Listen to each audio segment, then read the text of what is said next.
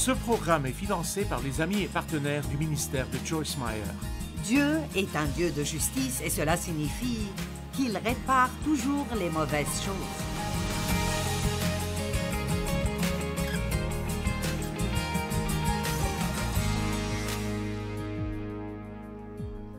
Quelques citations sur l'amertume, le ressentiment, des trucs comme ça.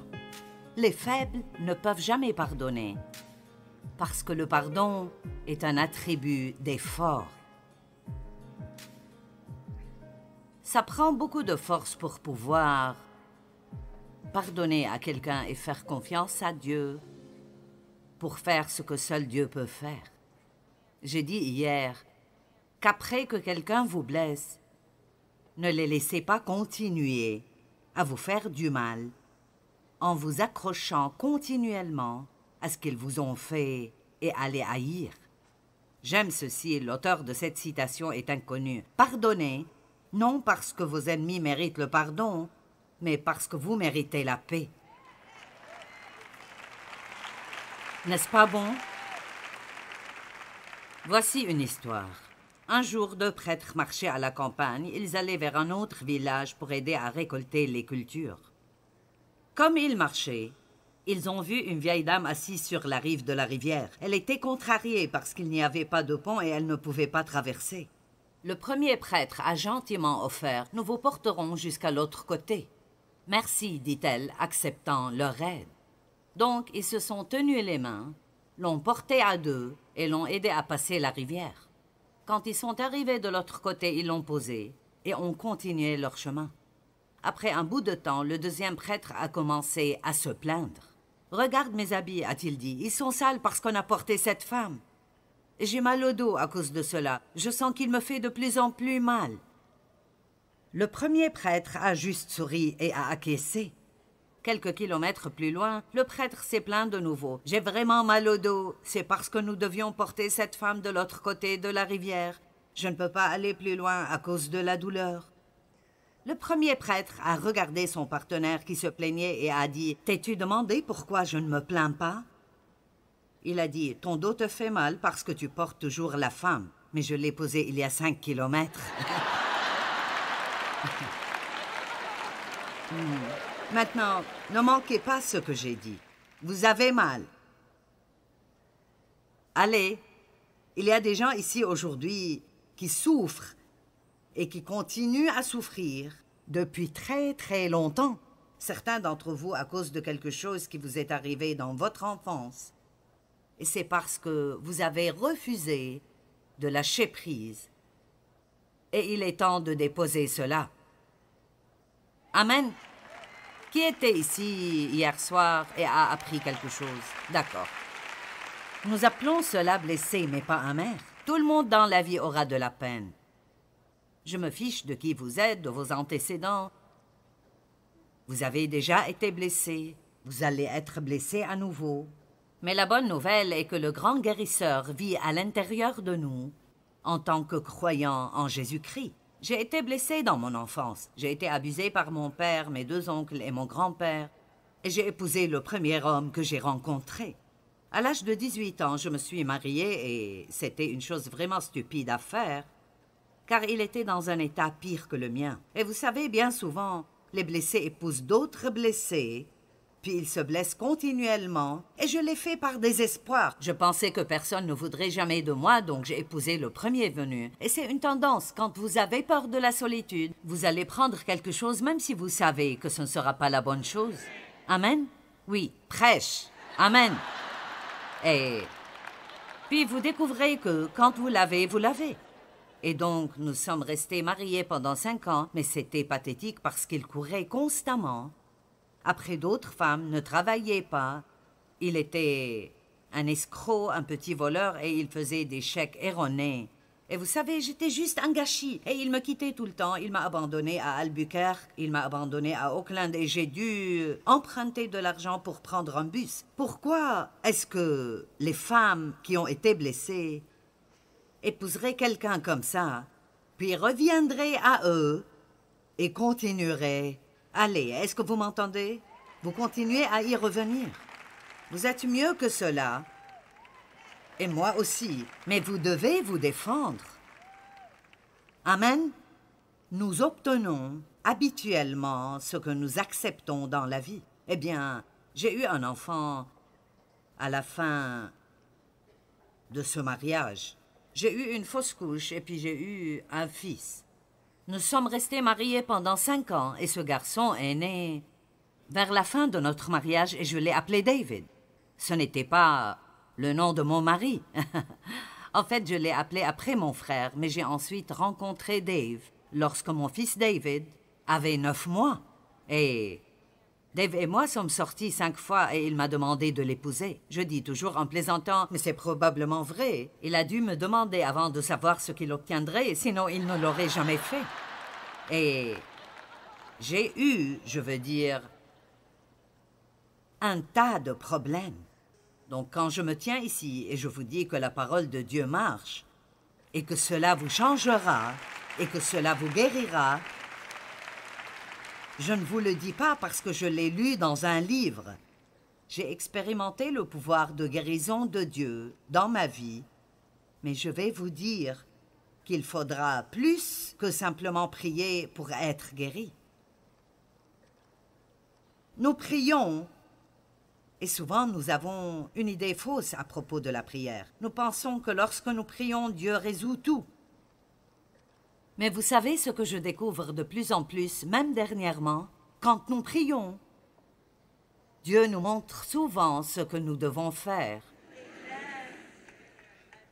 Et je ne dis pas que Dieu ne travaille pas surnaturellement. Tout ce que nous ne pouvons pas faire, il le fera pour nous. Si nous ne faisons rien et attendons de Dieu qu'il fasse tout, rien ne se produira. Et si vous avez été gravement blessé, vous pouvez être complètement restauré et être guéri. Mais je ne vais certainement pas vous raconter une histoire tout à fait inventée. Ce ne sera pas facile. Cela prendra du temps. Vous devrez faire certaines choses que vous préférez ne pas faire, des choses que vous ne jugez pas justes, comme pardonner aux gens. Et peut-être même que Dieu vous demandera de bénir ces personnes.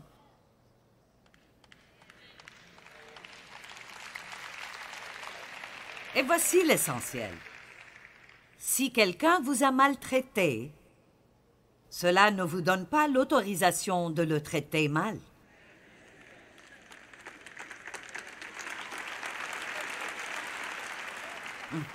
Je ne sais pas ce qui nous fait penser ça. Dieu ne nous dit jamais de donner aux autres ce qu'ils nous ont donné. Il dit toujours de les traiter comme nous aimerions être traités. Et parfois, vous devrez bien traiter les autres pendant longtemps avant qu'ils ne vous traitent correctement. Et c'est très possible qu'ils ne changent jamais. Mais voici l'essentiel. Le nombre d'années que nous avons ici sur cette terre est si limité. Je ne pense pas que vous réalisez, quand vous avez 20 ans, combien l'âge de 60 et 70 arrivera vite. Amen. Vous savez, ma vie je l'ai presque toute vécue. Et donc, je vais accélérer les choses. Je vais rendre le diable encore plus fou ces dernières années que j'ai. Parce que, je veux dire, ce que Dieu a fait dans ma vie est absolument incroyable. Et je peux vous dire que ce serait en fait totalement impossible si c'était autre chose que Dieu. Ce n'est pas possible que ce que Dieu a fait dans ma vie soit arrivé. Mais il peut, il le fait et veut faire exactement la même chose dans chacune de vos vies. Mais la première chose que vous devez abandonner est toute amertume, tout ressentiment, toute haine, toute offense. Vous devez abandonner cela parce que, comme nous avons lu tout à l'heure avant de commencer le sermon, dans Marc 11, il dit que tout ce que nous demandons au nom de Jésus, en croyant que nous l'avons reçu, nous l'obtiendrons. Cependant, quand vous priez, si vous avez quelque chose contre quelqu'un, vous devez l'abandonner, le laisser, le lâcher, ou votre Père céleste ne vous pardonnera pas. Est-ce que vous pouvez entendre cela assez pour vraiment y croire aujourd'hui? Est-ce que nous réalisons ce que cela veut dire? Que toute prière que je prie, si je la prie, sans pardon dans mon cœur, Dieu ne peut pas et ne va pas répondre à cette prière. Parfois, nous prions pour que Dieu change quelqu'un et nous le haïssons alors que nous prions pour lui. Vous savez, vous ne pouvez pas aimer ce que vous voulez que quelqu'un soit. Vous devez les aimer là où ils sont. Vous m'entendez? Nous ne pouvons pas aimer ce que nous voulons que quelqu'un soit. Nous devons l'aimer là où il est et cela l'aidera à se rendre là où il doit être. Et je ne suggère pas que vous laissiez les gens vous maltraiter ou prendre avantage de vous. Ce n'est pas du tout ce dont je parle. Mais je dis que vous ne pouvez pas porter ces trucs dans votre cœur.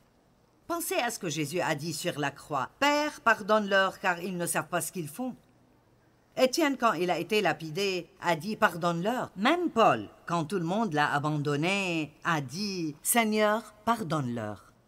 Je pense que souvent, quand les gens nous font du mal, ils ne savent vraiment pas ce qu'ils font. Ils agissent d'après leur propre douleur. Souvent, les gens nous font du mal et ne réalisent pas qu'ils le font. Et je ne dis pas que mon père ne savait pas que ce qu'il me faisait quand il me maltraitait sexuellement était mauvais. Il devait savoir que c'était mauvais ou il ne serait pas allé aussi loin pour le cacher. Mais je ne crois vraiment pas qu'il comprenait ce que cela me faisait.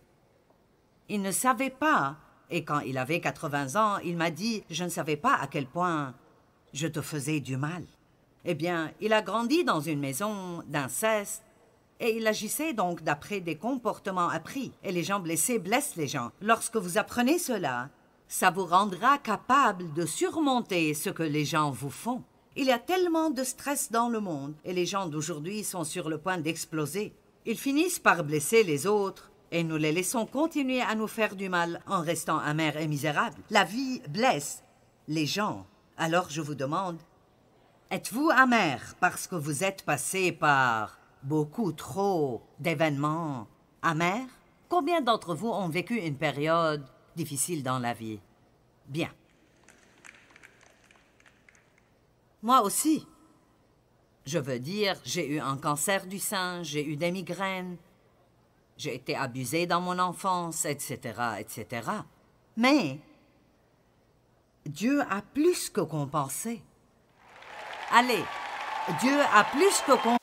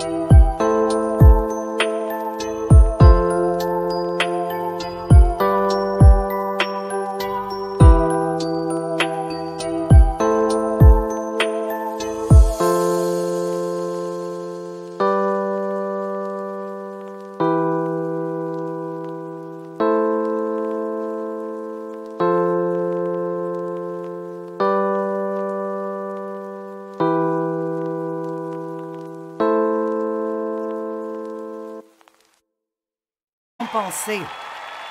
Mon Dieu!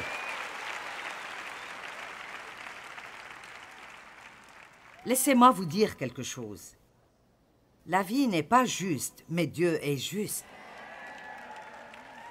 La vie n'est pas juste, mais Dieu est juste. Et le diable vous fera du mal autant qu'il pourra vous faire du mal, parce que, soyons honnêtes, il vous déteste.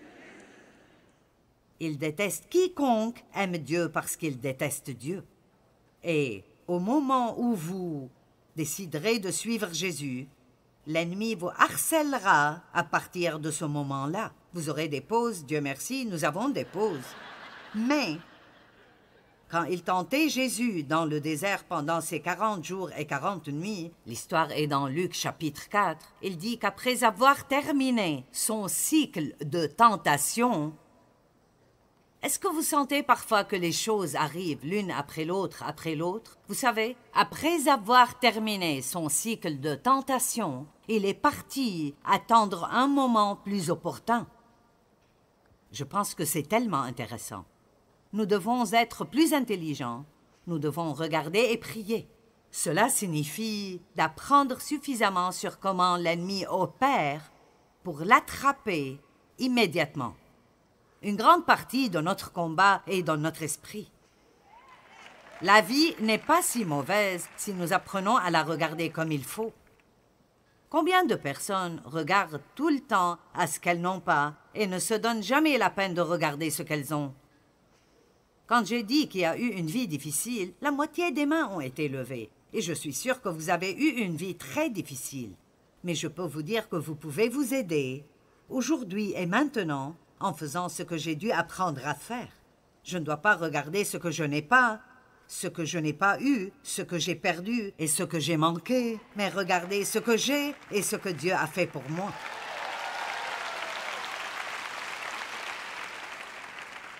Je me demande encore parfois, je me suis demandé l'autre jour, ce que ce serait de vivre avec une mère et un père qui vous aiment vraiment. Vous demandez-vous ce que ce serait d'avoir un père à qui demander conseil ou une mère qui vous défend vraiment? Je me demande ce que ce serait que d'avoir une sœur avec laquelle je pourrais sortir. Je me demande ce que ce serait de pouvoir vraiment être un enfant. On m'a volé mon enfance, je n'ai jamais été un enfant, mais... Vous savez quoi? Dieu m'a rendu mon enfance dans les dernières années de ma vie. Dieu est un Dieu de justice et cela signifie qu'il répare toujours les mauvaises choses. La vie n'est peut-être pas juste, mais écoutez maintenant, car si vous manquez cette phrase, vous manquez le tout. Si vous faites les choses à la manière de Dieu, c'est tout ce qui importe vraiment. Si vous faites les choses à la manière de Dieu, alors il vous rendra exponentiellement pour tout le mal qui vous est arrivé, si vous êtes prêt à faire les choses à la manière de Dieu. Et cela signifie que si vous êtes prêt à obéir à Dieu, que vous le vouliez ou non, que vous pensiez que ce soit juste ou non, que ça vous plaise ou non, vous vous engagez à faire les choses à la manière de Dieu parce que vous croyez réellement que Dieu est plus intelligent que vous et que ses méthodes fonctionnent. Et jusqu'à ce que vous quittiez cette terre, avec l'aide de la grâce et de la miséricorde de Dieu, personne ne quittera d'ici en emportant avec lui son amertume et son manque de pardon, mais vous allez les laisser, les abandonner, les lâcher et commencer à vivre pleinement et à profiter de la vie. Amen. Oui.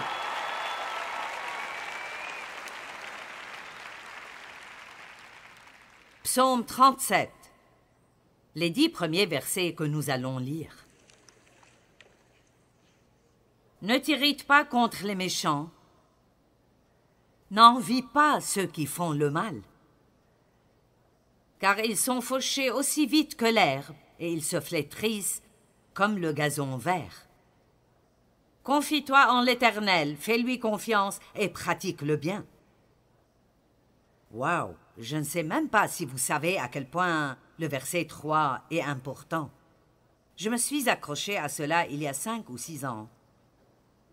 Et le livre que j'ai écrit sur la confiance inébranlable parle de faire confiance à Dieu et faire le bien. Lorsque nous avons des problèmes, nous entendons toujours « faites confiance à Dieu ». Mais ce n'est pas tout ce que la Bible dit. Faites confiance à Dieu. Et alors que vous lui faites confiance, rendez le diable aussi en colère que possible, en étant aussi bon que possible envers le plus grand nombre de personnes possible.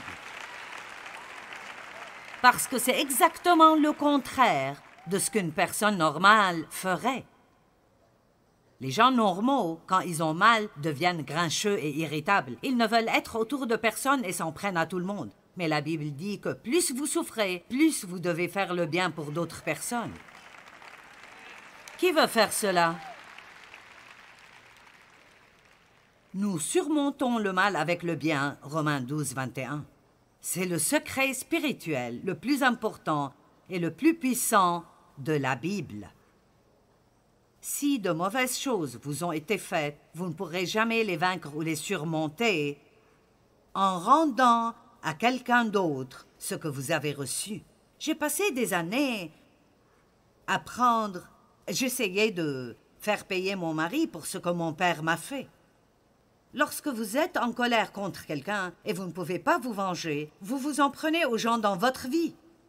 Combien savent qu'ils font ça? Ce n'était pas sa faute. Je l'ai traité comme si c'était sa faute parce que je voulais que quelqu'un paye. Je voulais que quelqu'un paye. Mais j'ai découvert dans Matthieu 18 que quand il était demandé à l'homme de pardonner à quelqu'un une petite dette, il ne pouvait pas payer. Le gars ne pouvait pas le rembourser. Seul Dieu peut vous rembourser pour ce qui vous a été fait. Les gens ne peuvent pas vous rembourser. Seul Dieu peut vous rembourser. Et il ne vous donnera pas simplement ce qui a été pris, mais le double de ce qui a été pris. Si vous faites les choses à sa manière, faites confiance à Dieu et faites le bien. Arrêtez de vous inquiéter de ce que tout le monde vous a fait et faites le plus de bien possible chaque jour de votre vie. Fais de l'Éternel tes délices et il te donnera ce que ton cœur désire. Recommande ton sort à l'Éternel, mets en lui ta confiance et il agira. Il fera paraître ta poursuite de la justice devant Dieu comme la lumière et ton droit comme le soleil à son midi. Garde le silence devant l'Éternel, attends-le patiemment et espère en lui. Ne t'irrite pas, ne te fâche pas et ne te dépite pas contre celui qui réussit dans ses voies, contre l'homme qui vient à bout de ses mauvais desseins. Laisse la colère et abandonne la fureur. Laisse la colère et abandonne la fureur. Ne t'irrite pas, ce serait mal faire. Car les méchants seront retranchés et ceux qui espèrent en l'Éternel posséderont le pays. Encore un peu de temps et le méchant n'est plus. Tu regardes le lieu où il était et il a disparu. Dieu s'occupera de vos ennemis si vous l'attendez. Dans Ésaïe 61, 7, il est écrit « Au lieu de votre opprobre, vous aurez une portion double. Au lieu de l'ignominie, ils seront joyeux et jouiront de leur part. » Écoutez ceci maintenant. C'est pourquoi dans leur pays, et non pas quand vous irez au ciel. Donc alors que vous êtes encore là, dans cette vie, vous vivez votre vie, vous posséderez le double de ce que vous avez perdu, et votre joie sera éternelle. Donnez donc grâce à Dieu.